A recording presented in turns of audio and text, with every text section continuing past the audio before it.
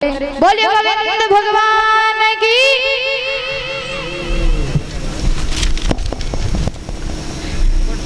श्री सुखदेव जी महाराज समझा करके कहने लगे, हे राजन परीक्षित, आइए आज हम तुम्हें ऐसे दानवीर राजा हरिश्चंद्र के बारे में बताते हैं जो महाराज संसार में इनका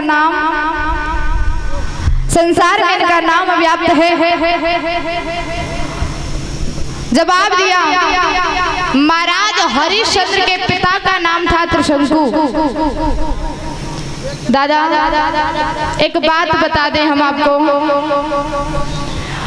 अगर पिता कोई कुकर्म कर दे तो उसका भोग पिता को न भोग कर उनके बच्चों को भोगना पड़ता है।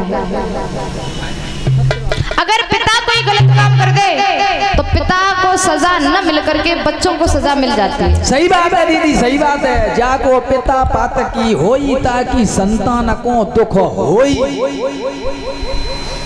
दादा हरिश्चंद्र के पिता का नाम था त्रिशंकु। एक दिन की बात है, राजा त्रिशंकु अपनी ससुराल के लिए जा रहे थे तो इन्होंने रास्ते में एक गाय को देखा जो गाय फसल चर रही थी। राजा त्रिशंकु ने सोचा क्यों न इस फसल से गाय को बाहर निकाल दिया जाए।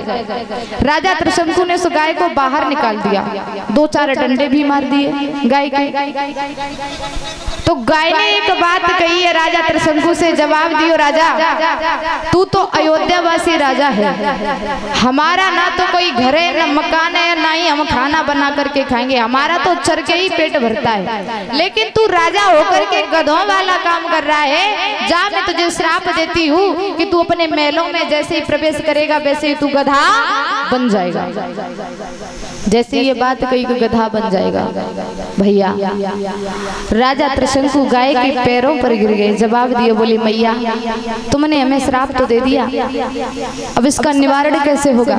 माँ इतनी कठोर नहीं होती है जो अपने बच्चों को इतना कठोर श्राप दे दे। श्राप तो दे दिया लेकिन अब इसका निवारण कैसे होगा माँ।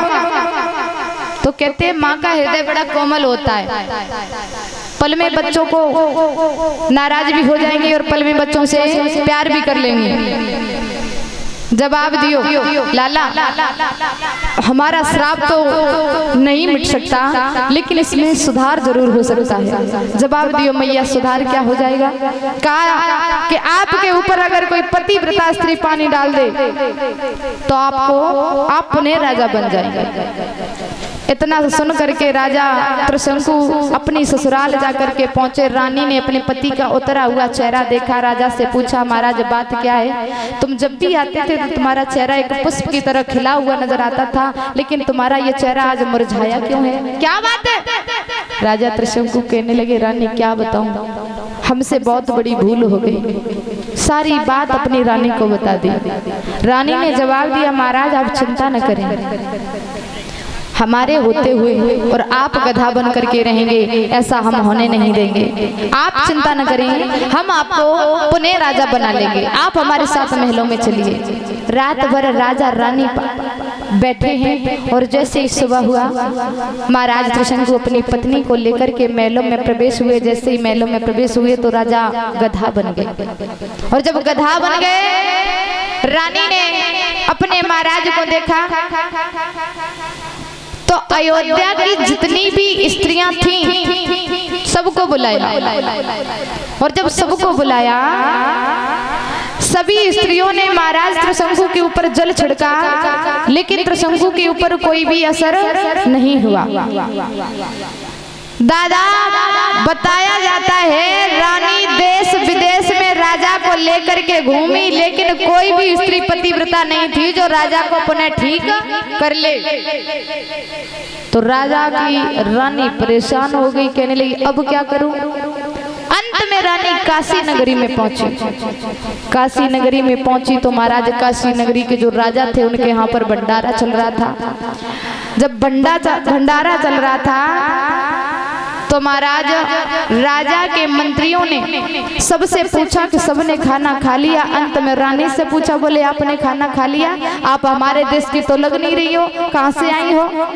रानी ने जवाब दिया कि हम अयोध्या से आए हैं और खाना हम तभी खाएंगे जब हमारे इन महाराज को खाना खिला दिया जाएगा। मंत्रियों ने पूछा एक बात बताओ महाराज कौन है तुम्हारे? बोले जेठाड़े। बोले जो गधा तो वो महाराज है, तुम्हारे बापा को कतई शर्म नहीं लगी जो गधा के संग में भौरे डालते तुम्हें? और फिर एक बात बताओ, जे गदाई तो इन्हें सोनी लगवा ली तो मुझे मालपुआ हो रहे सो खा ले।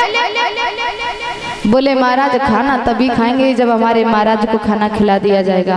बोले ये हमारे महाराज शुरू से गदा नहीं थे। बोले तो अधफरम बन गए? बोले हाँ। अधफरम में कैसे बन गए? रानी ने सारी बात बताई तो उस मंत्री ने अपने राजा से जाकर के कहा। राजा ने पूछा कि हमारे राज्य में कोई भूखा तो नहीं है, सबने भोजन ग्रहण कर लिया? तो मंत्री ने जवाब दिया महाराज वैसे तो सबने कर लिया, लेकिन अयोध्या की एक स्त्री है, रानी है, उसने भोजन ग्रहण नहीं किया। मंत्री ने सारी बात बताई तो राजा रानी के पास में आया। बोले बहन एक बात बताओ, खाना क्यों नहीं खा रही हो? जवाब दिया खाना राजा जी हम तब खाएंगे जब हमारे गधे को खाना खिला दिया जाएगा। बोले गधे को सानी लगवा देंगे? बोले ये हमारे महाराज हैं। बोले तुम्हारे महाराज कैसे? बोले इन्हें श्राप लग गया है और अगर कोई पतिव्रता स्त्री हमारे महाराज के ऊपर जल छिड़क देगी तो हमारे महाराज पुण्य ठीक हो जाएंगे। राजा के 7 रानियां थी दादा। राजा ने कही ठीक है हमारी 7 रानियां हैं, 7 में तो एक पतिव्रता हुई यही हुई, तुम चिंता मत करो, हम अपनी रानियों को बुलाएंगे और तुम्हारे महाराज को ठीक करवाएंगे। राजा अपनी रानियों के पास में पहुंचे, रानियों से जाकर के कहा कि तुम हमारे राज्य में एक स्त्री आई हुई है, तुम्हें उसके पति को ठीक करना है। 7 रानियों ने हाथ उठा दे। बोले महाराज हम पतिव्रता। बोली हम पतिव्रता? बोले तो फिर जाओ आज टेस्ट ले ले तुम कैसी पतिव्रता हो। रानी गई, 7 रानियां गई, एक एक बंटी ले गई। महाराज सर्दी को मौसम रहे, संजाते सवेरे तो संजा हो,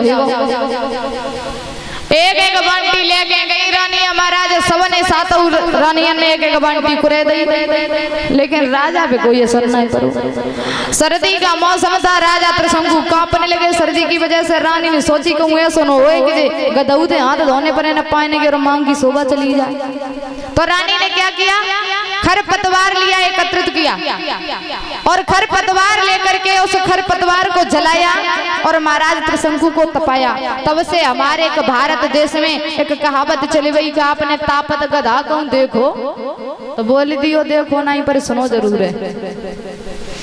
रानी त्रिशंकु को तपा रही है, तब तक उसी काशी नगरी की मैत्रानी झाड़ू लगाती हुई रानी के पास में आई और रानी को जब देखा जवाब दियो बहन तुम कौन हो, कहां से आई हो?